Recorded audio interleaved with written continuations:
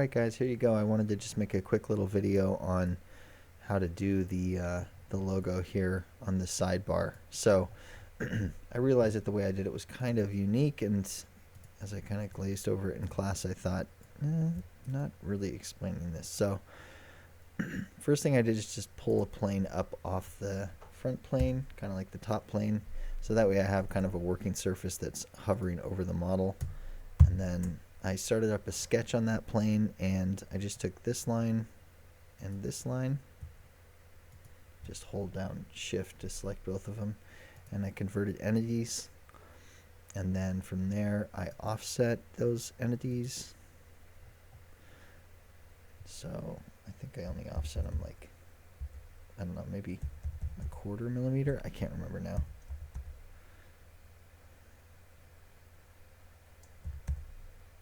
I think it looks best if you give it about 1/5 maybe, I don't know. So there's that side, and then there's this side. Alright, so I got those two lines hanging out there now, and I just took a couple of lines here, and there's a trick that you can do where you click one point on the line and then you kind of wait for it. It'll give you the perpendicular angle right there. So just kind of went like that, and do another one of those. Excuse me. Let's see, straight line tool is right about here. Let's see, where's the perpendicular? Nope.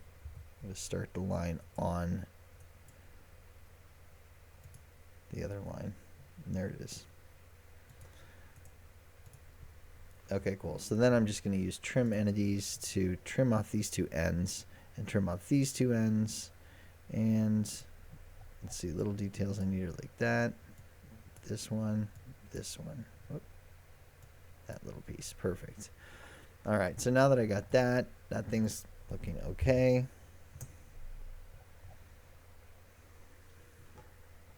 Next thing I do is come in here with the fillet tool, and I'm just adding fillets.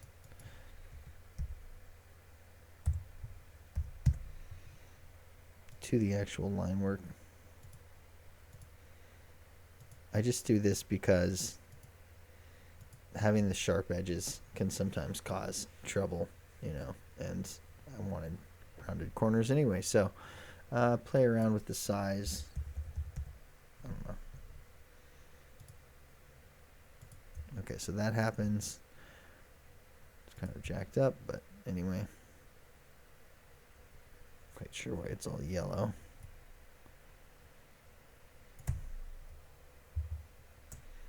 Next thing you do is go ahead and just take that sketch and then use it to do an extruded cut. Right, but instead we tell the extruded cut to start at this surface and go down. And we set it to something really small, like 0.25 maybe, 0.5.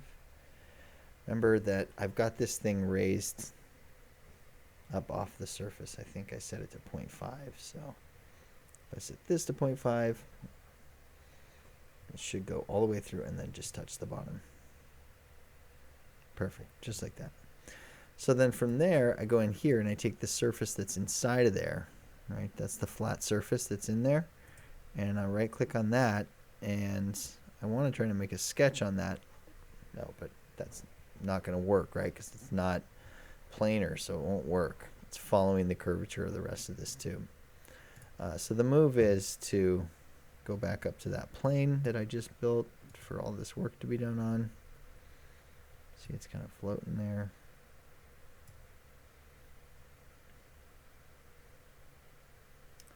And then I'm going to start a sketch on that. And take the interior of this surface and say convert entities. And then you have a perfect copy of that inside of that. And you take that and then you offset this just 1/8 of a millimeter, like a super small amount. And reverse it inside and set the exterior curve, the one that you're offsetting, set it to base geometry. So that way it won't be used. And then you say okay. And then from there, So you get this little setup that's like, oops, can't move it, but you get this little setup that's a inset or an offset line from the exterior cut you just made. You take that sketch and you say extruded boss base. Let's look at this in the right way so we can see it happen. Should be using my space mouse.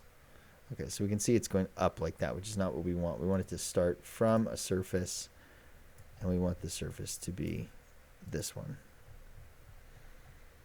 So what you get is you get this kind of thing where you've got a surface inside that matches the curvature of the rest of the model, plus you get this little gap, and that little part line is enough. You can throw some fillets on there, and this piece will look like it was injection molded separately and then placed into the rest of the body as it would be if it was done in real production. So keep this unmerged so that you can apply a material to it.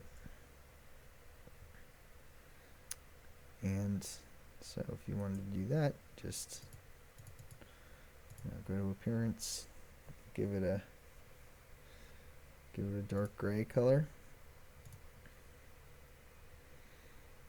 And then if you wanted to do any sort of logo or anything, it would be the same technique as everything else in the video here. You go to the plane, it's hovering over the model, and you work from there down through the surfaces. So anyway, hope that helps, guys. Thanks